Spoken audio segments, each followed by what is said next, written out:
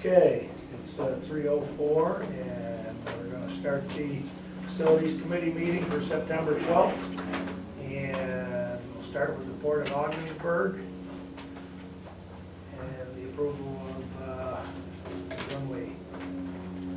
It's a Discussion of it. beautiful day here in northern New York today, but snow and ice is on its way eventually. And item A1 is the approval of purchase of new Deal Blend Runway de-icer. The material comes in 2205 pound bags, and it's most cost effective to have 6 bags delivered at a time. And the cost this year is $11,921 per delivery. This resolution also includes an authorization provision for automatic ordering up to $25,000 before requiring an additional board approval, as during the wintertime, it's possible to have multiple snow and ice events in between board meetings. Wait a question. Just help me understand why this is listed under port. Because the port rolls up, I'm sorry, the airport rolls up under the port segment of the business. Sure. How much did we spend last year? Last year, we, on the chemical, we spent $23,514. So how much less than the year before? I don't know what we charged the year before. Last year, this last season, we started out with 3 bags of sand from the year, or 3 bags of the chemical from the year before. We purchased 12 bags. 4 bags remained, so we used 11 bags last year. The year before, 39 bags were purchased. That's what I know. Yeah, that was the neighborhood of around $140,000. But then last year, we also purchased sand, which is the next one Right, on the list. but significantly less than buying de-icing. Yes, sand is 30, last year was $30 a ton.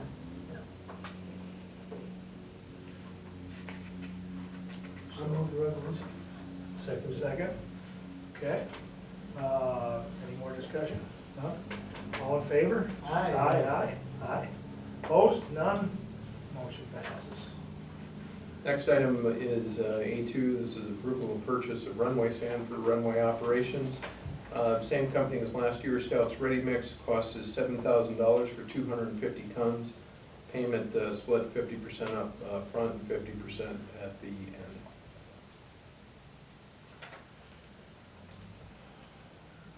Any discussion on that? Well, this is special sand that will not cause any problems with the aircraft. Yes, that is the way it is spec'd.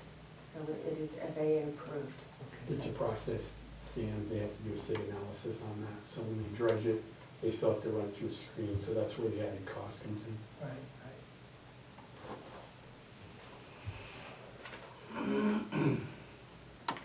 Is there a motion? I'll move approval of the resolution. A second? Okay, all in favor? Aye. Opposed? None?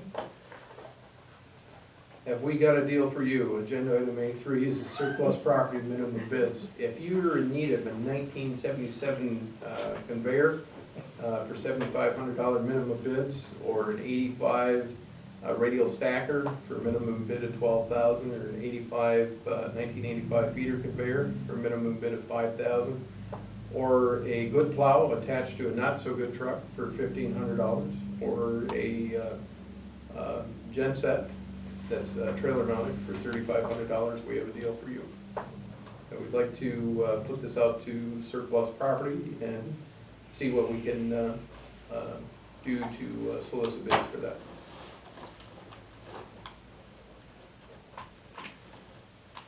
I have a question. How are we determining the values on those? Basically, I look at a lot of things on the internet, and then I talk to other people, and then I talk to our people on some of this will run, but it's not reliable, it's just, it doesn't fit.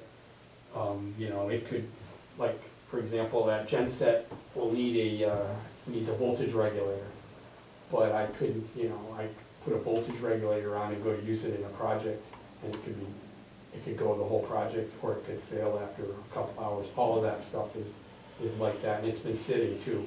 some of the motors, there's, we kind of went through the, let's see, the feeder conveyor, and that was a little higher, yeah, than the 85 feeder conveyor.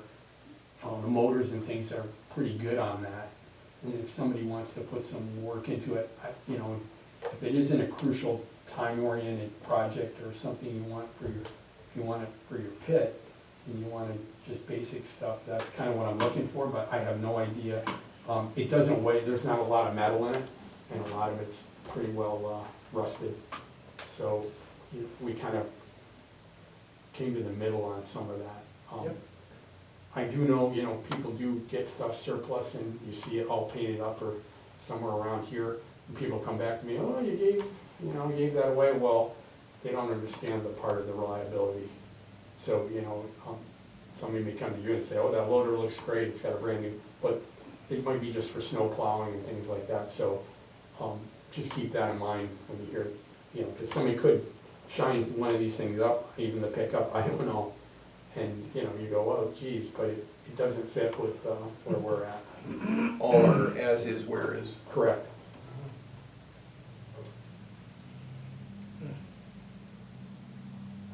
Any other discussion? Well, given the vintage, it seems to me as if all those things have probably earned their keep. 77 was a good year. And so I'm game to take the recommendations of the staff on this. I'll second the resolution. Okay, all in favor? Aye. Aye, opposed, none. Beautiful. On to Commerce Park. Next up is B1. This is approval of surplus property options. There are several different options for surplus property that can facilitate property tax generation, economic development, and private sector growth. John, would you like to walk us through some of the options, please? And hopefully at the end of this, the Facilities Committee could come to a consensus, make a recommendation, and move it to the board. Sure, so we identified quite a bit of land along Trooper Sean Snow Drive that it's 50 acres of land, including the parcel that you have for sale right now. That's basically green space and not a lot of interest in it. The authority acquired it over 50 years ago. We maintain it in terms of our staff mowing it on a regular basis. It's very time consuming. So I guess the concept is to put it back into productive use and private ownership. That's one of the options. So the first option would be a public auction similar to what we did in Waddington, where we have someone take a look at it and subdivide it. Doesn't necessarily have to be the way it's laid out. Parcel it out and appraise it. Come back to the board to set a price and an auction date. Do some marketing and hold a public auction probably in the springtime after snow's gone and there's green grass and all that. So that's option one. Option two would be to retain the parcels. And certainly there's the authority has a very good ability with development over the years, given the fact that Commerce Park was built, heavy industrial park, and infrastructure was installed, shell buildings were built, and companies were attracted, and private development happened as well, mixed into there.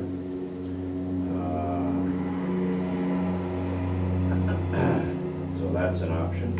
And option three would be the same thing, where you would hold a public auction, but you'd also hold some conversations to make a pretty compelling argument that we'd like to return these to the tax rolls, but in return, turn over responsibilities for the maintenance of the roads as far as repaving and plowing and things like that to the city. It's important to note that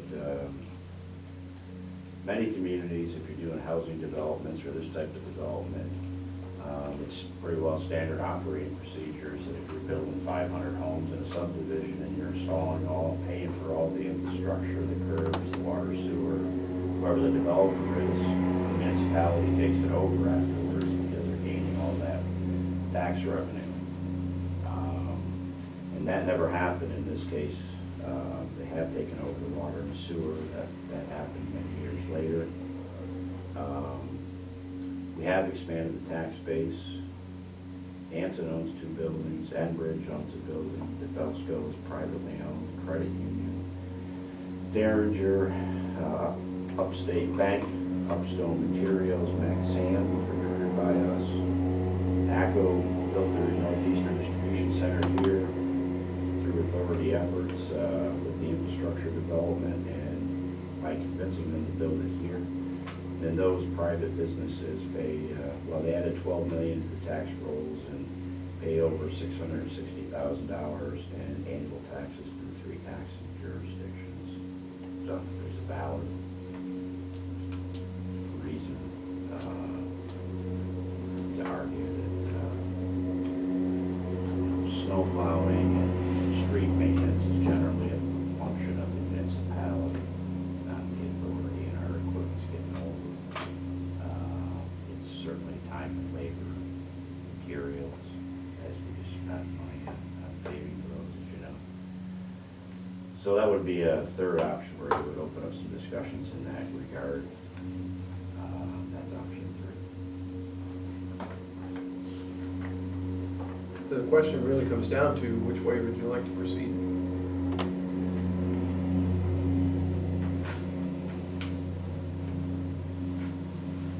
I wonder whether anyone has a sense of whether option 3 is at all realistic. At this point in time,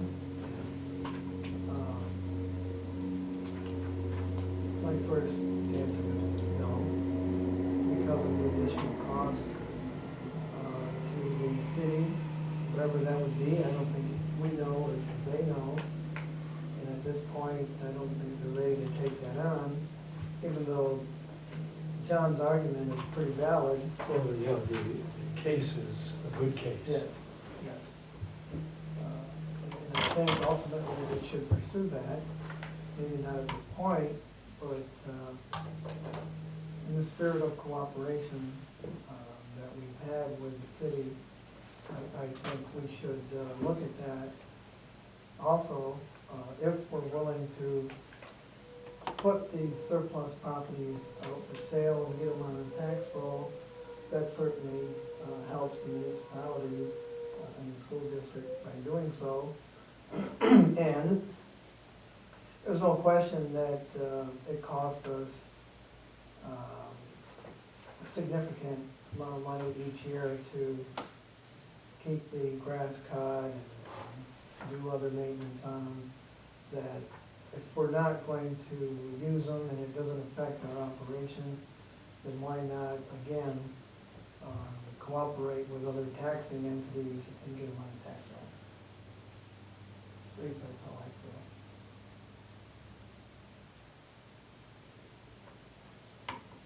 Maybe there's no demand for it, I don't know. As John has already stated, we've had that parcel out there for sale for a long time. But we have certain hoops we have to jump through, we all understand that. But, I don't know, maybe in light of changes that have occurred around here the last couple of years with the development of the airport and everything, maybe now this land becomes more attractive. John, I feel as if it's basic, and maybe I should know it now, but what is the status in terms of either a pilot or paying taxes for the authority-owned buildings in the industrial park? The authority doesn't pay a pilot because we're tax exempt anyway. Mhm. Yeah. So it really would make a difference to the city to have some of this in private hands. It would. All 3 taxing jurisdictions. Yeah. Option 3 seems to be, to be the logical choice, setting politics and commitments and all that other stuff aside. It just seems to be logical, which doesn't always prevail, but it would be the thing that I think we should pursue. That's my, because I think everybody stands a chance to gain. This isn't just about us. Right. So why don't I suggest this then, based on the consensus of conversation? Why don't we get together an MOU between the city, Ogdensburg Bridge and Port Authority, and St. Lawrence County IDA, and see what we can make happen with this? Because it sounds as if it sounds as if y'all are on the same page in terms of option 3. Well, I think that would make a lot of sense. I'm not sure that I've thought this through far enough way to have it be terribly important, but I think that if the city just says, hey, we can't do this now, you know, we really need to get ourselves organized and given our current situation before we can do something like that. If they tell you that, I don't wanna waste a lot of staff time preparing Right. fancy presentations and making arguments. Because I would find that a pretty plausible response. Mhm.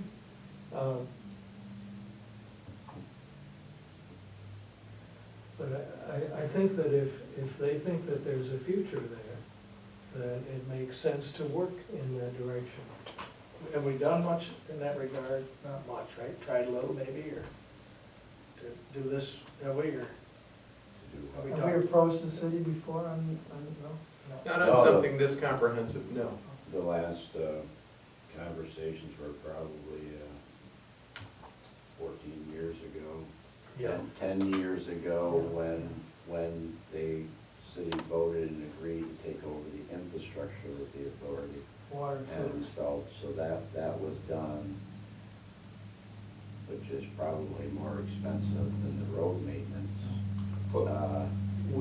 We did upgrade everything that we had. We put out a contract to upgrade a lot of fittings and fixtures as part of that whole deal, so the city got, relatively upgraded. A lot of Pretty good. not piping, but a lot of fixtures. Senator Wright assisted us Right. at the time too, Okay. with bringing some money to the table to help make the necessary Sure. upgrades out there Good. to facilitate the transition.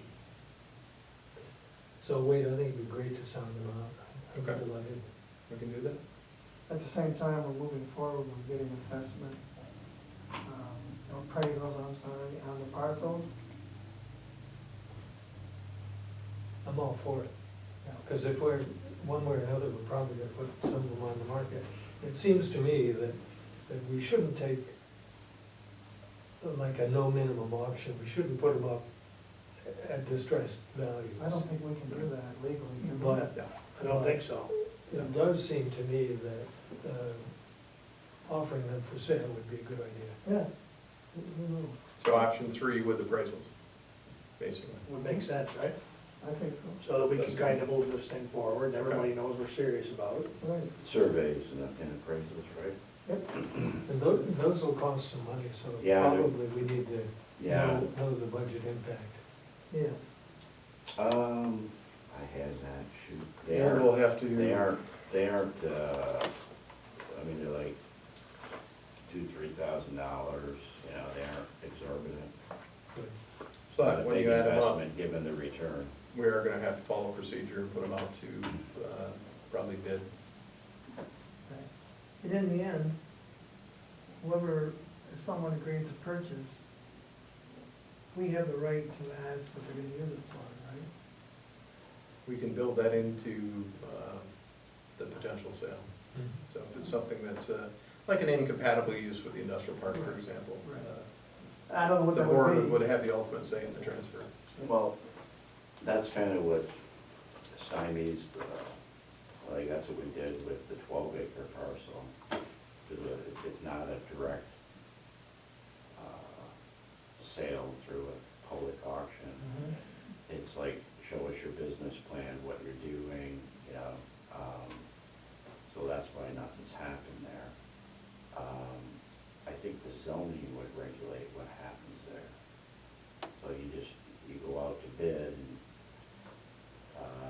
someone buys it, but they're buying it perhaps on speculation, and it's more, once it's out of our hands, then the city's zoning, you know, dictates what can and can't be there. And that's probably is pretty good protection. Yeah, it is. Yeah, Yep. Yeah, it ensures incompatible use. right. I'm good with it. Sounds Is good. that option 3? Yes. Yeah, it'd be option 3 with a modification of the appraisals and surveys added. Okay. So. Well, that is detailed in option 3, it's just that if the city says, now we can't do that, then, yeah, we'd go forward with the rest of it. Okay, I will open discussions with the city and the IDA. The IDA. City first.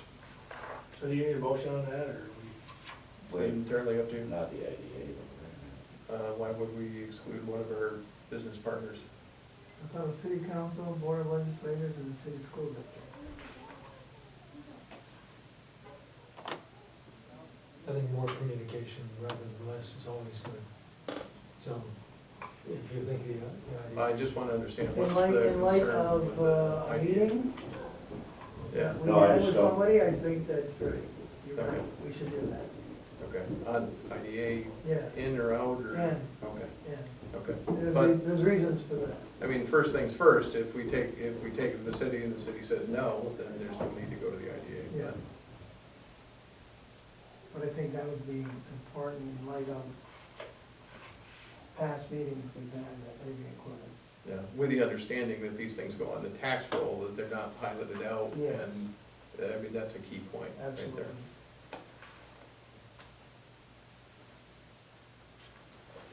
Okay, you guys want a motion, or is we just gonna? I think we should.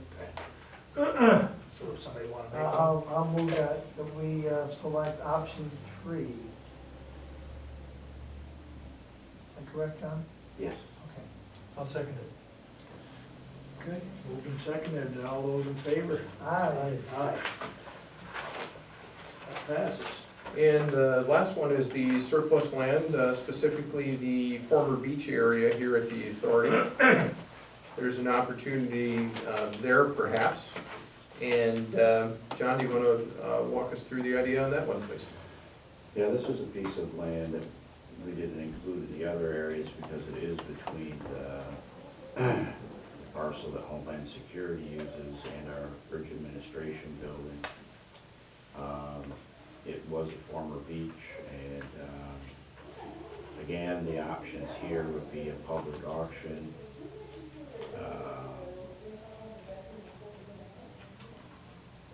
Similar to what you're doing with the rest, retaining it for development.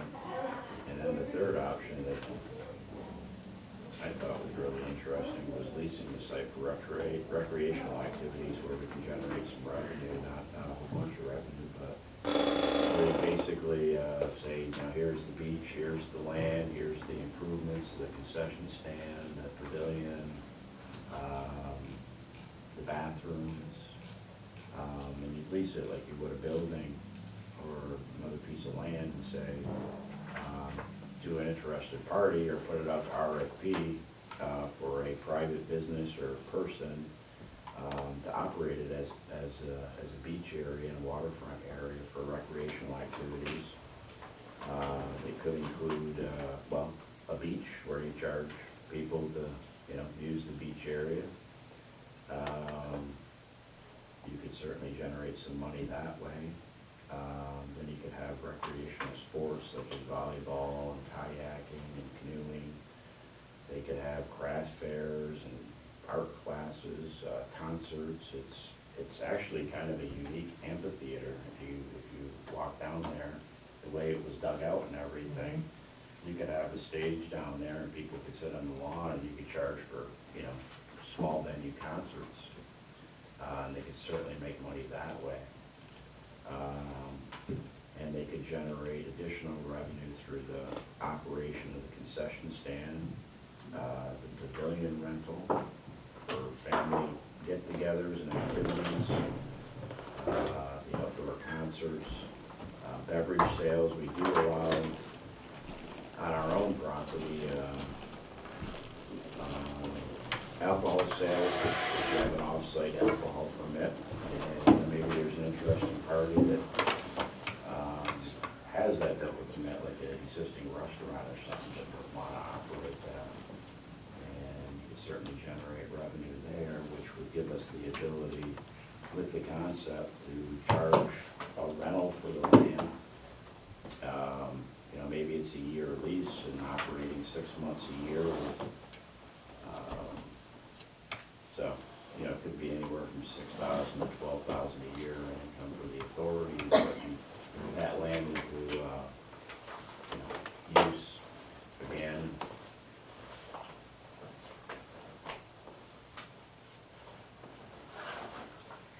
So in this particular situation, this comes down to what would be your preference on this one? Would you like to go option 1, option 2, or option 3?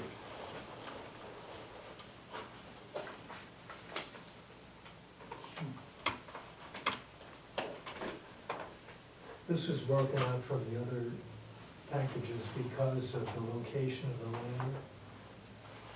It's, what do you want to say, it's unique versus the other parcels.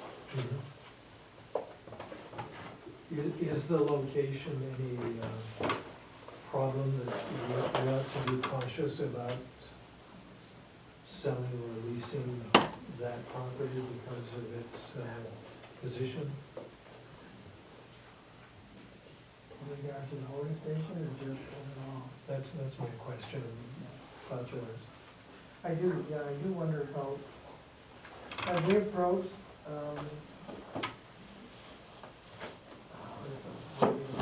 Patrol or Homeland Security or? Homeland Security regarding, Yeah, Customs and Border? Yes. No, because Customs and Border, through the new lease agreement that we have with them, has clearly indicated that they're not willing to pay for or not willing to control anything outside of their basic facility there. oh, So that's kind of another thing that has given us an opportunity with this as well. Yeah, they rent the area inside the fence, that's what we provide to them, that's what they need for their operation. I'm not concerned about the other. But yeah, that's enough land where if someone wanted to, they could actually, build a home on. Oh, sure.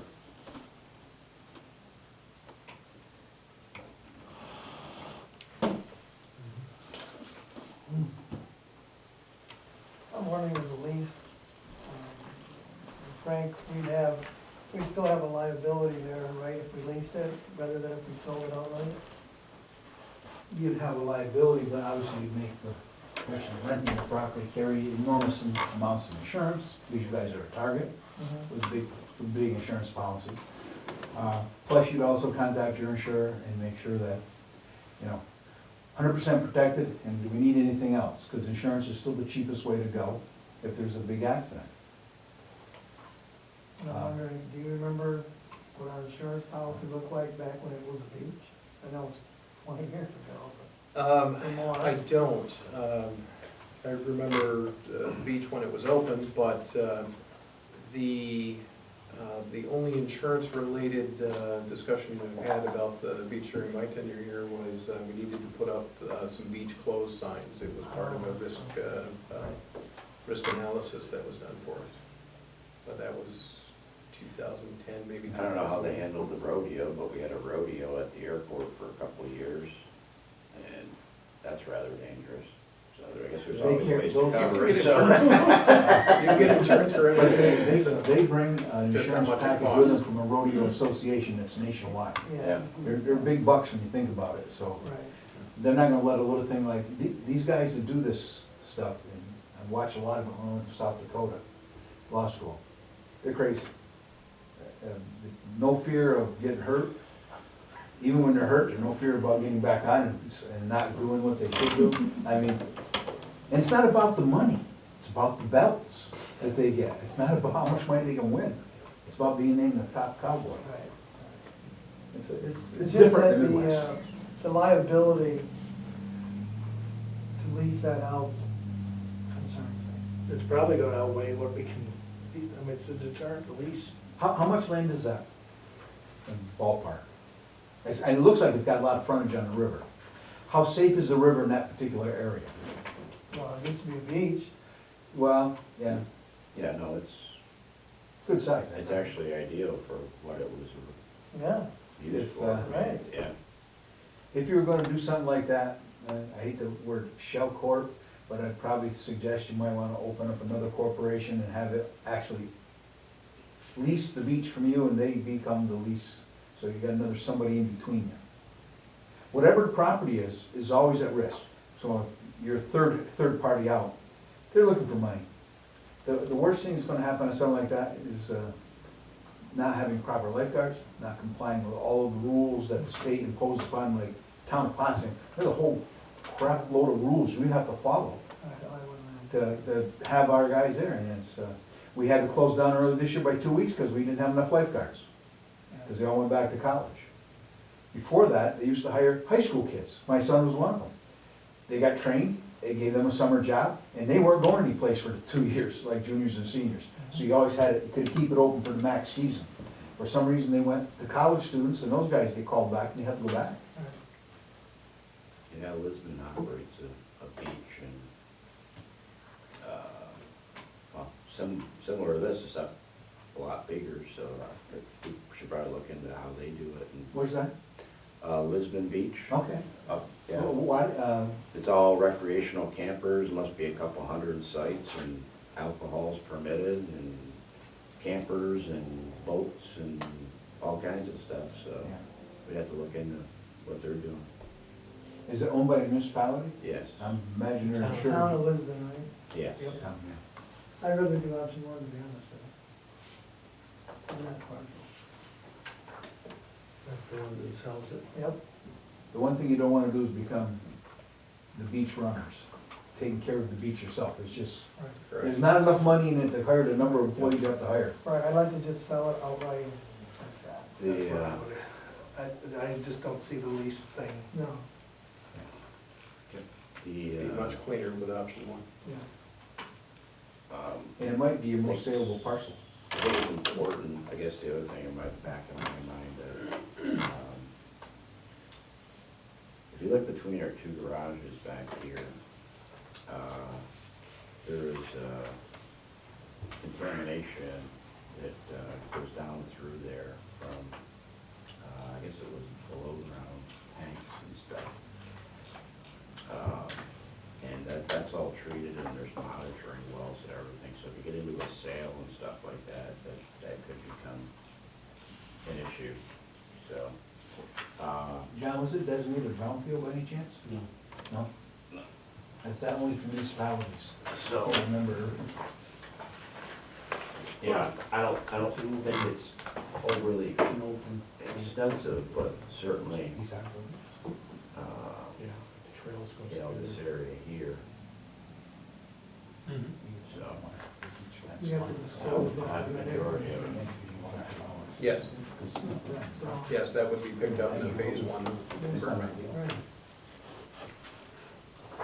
I think offer it and, you know, make that known Yeah. to anybody who looks at it. That's an appraisal, right? We've done an appraisal on that. Yes, I would suggest on this one as a